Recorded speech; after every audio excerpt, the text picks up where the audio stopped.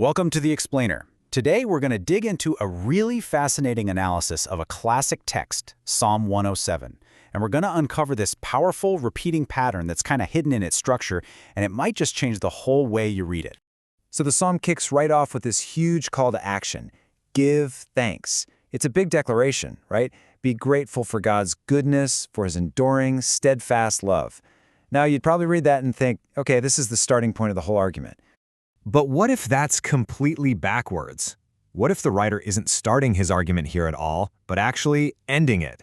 What if this is the grand finale, the big conclusion, just presented right up front?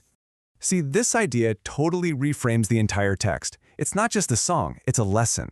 The author states the conclusion first. Hey, redeemed people, you've got every reason to give thanks, and then spends the rest of the time laying out all the evidence, piece by piece, to prove it. Okay, so let's get into that evidence. The psalmist builds this really compelling case by painting 4 vivid portraits of people who are in completely different kinds of trouble, all to show us exactly why they should be so thankful. So here are the 4 groups we're going to look at. You've got the lost, the imprisoned, the foolishly self-destructive, and the people who are just completely and utterly overwhelmed. 4 totally distinct situations. But as you're about to see, they all share this one single, remarkable path to getting free. All right. This first picture is of the lost and aimless. And this isn't just about, taking a wrong turn in the desert.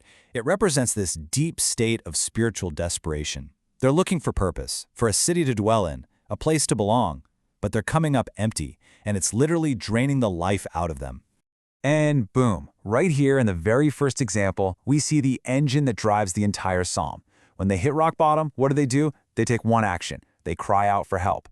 And that single action gets a direct response. Deliverance. This is the pattern. You got to watch for it. Now, the second portrait shifts gears. We've got people who are bound, imprisoned. But, and this is a huge but, the text is crystal clear. This isn't just bad luck. They are prisoners because they rebelled. Their trouble is a direct result of their own choices. And yet look what happens.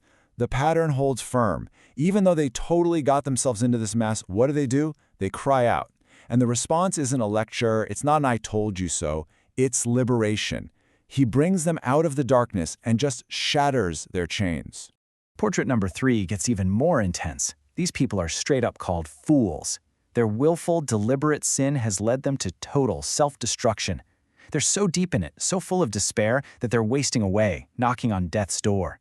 I mean, you could almost say they deserve what they're getting, right? But just look what happens. Even here, in what seems like a totally hopeless, self-inflicted disaster, the pattern repeats.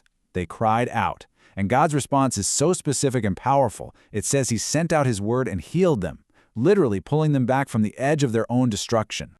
Okay, the last portrait is about people caught in something completely beyond their control. Just picture sailors on a tiny ship, tossed around in a massive, violent storm. They're shot up to the sky, then plunged into the deep. They are terrified, powerless, and absolutely at their wits' end. There's nothing they can do.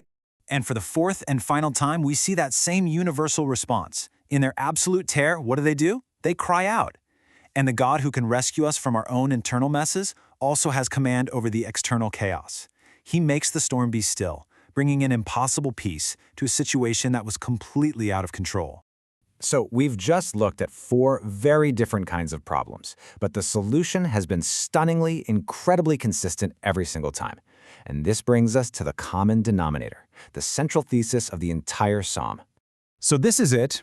This is that common denominator. It doesn't matter if your crisis is a spiritual one, or if it's a direct consequence of your own rebellion, or even your own willful self-destruction, or if it's from overwhelming forces you can't control.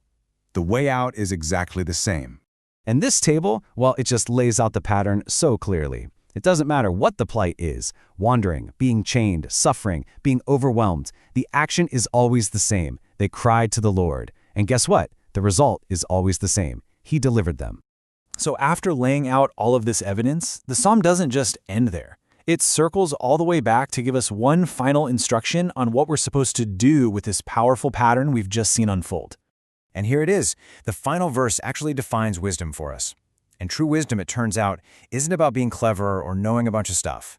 According to the psalmist, wisdom is simply paying attention to this pattern of trouble, crying out, and deliverance. It's about really considering what that pattern tells you about God. And what exactly are we supposed to consider? His steadfast love. Now, this isn't just some vague, warm and fuzzy feeling. The original Hebrew word here is hesed. And hesed means a loyal, unbreakable, covenant love. It's a love that's sealed in a sacred promise, a sworn commitment to deliver his people when they call on him. So the real takeaway here is that Psalm 107 is way more than just a collection of sad stories. It's a roadmap. It argues that no matter what kind of trouble you can possibly imagine, there is a reliable, universal pattern of hope. And it all starts with one simple, desperate, and powerful action: crying out. And the final question the psalm really leaves us with is, will we be wise enough to see it?